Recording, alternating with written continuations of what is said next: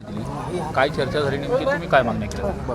नाही, आम्ही जी काही इथली परिस्थिती आहे सध्याची जिल्ह्याची, म्हणजे हा आमच्या भावाचा खून झाला त्याच्यानंतर परिस्थितीमध्ये काय बदल झालेत, जी बी टीम आहे, ज्या काही गोष्टी चालतात इथं त्या संदर्भात थोडीशी चर्चा केली, तरी एवढी सविस्तर चर्चा झाली नाही. वेळ भेटला, त्यांना आम्हाला निवेदन द्यायची वेळ आली तर आम्ही नक्कीच देऊ आणि त्याची अंमलबजावणी देखील होईल.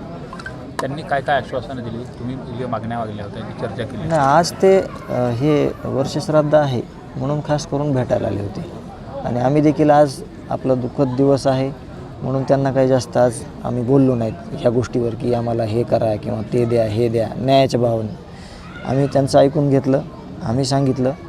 मग आता जेव्हा कधी आम्हाला निरोप येईल तर त्यावेळेस आम्ही ज्या काही रिक्वायरमेंट आहेत त्या आम्ही त्यांना पोचवण्याचा प्रयत्न करू. कुटुंबाची सविस्तर भेट घेतो असं म्हटलं. हां, बोलले ते.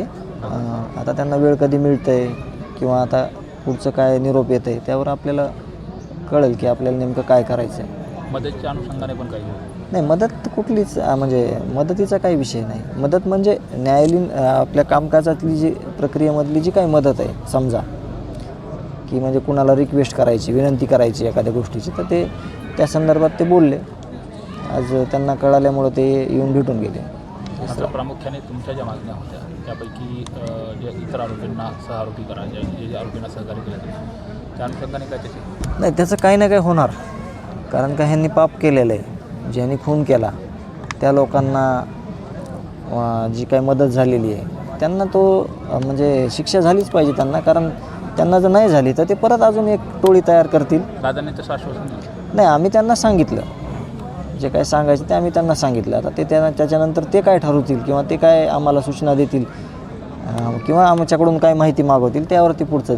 आज सांत्वन करत असताना काय नेमका शब्द काय दिला आणि न्यायाच्या लढाईच्या अनुषंगाने काय बोलले? नाही, आज आम्ही म्हणजे अत्यंत दुःखद मनस्थितीमध्ये आहेत. तुम्हाला माहिती आहे, तुम्ही सकाळपासून इथं आहेत. तर वैभवीला विचारत होते कॉलेजचं किंवा कॉलेजविषयी ताईंनी देखील दादांना काही माहिती दिलेली असेल भेट झाल्यानंतर.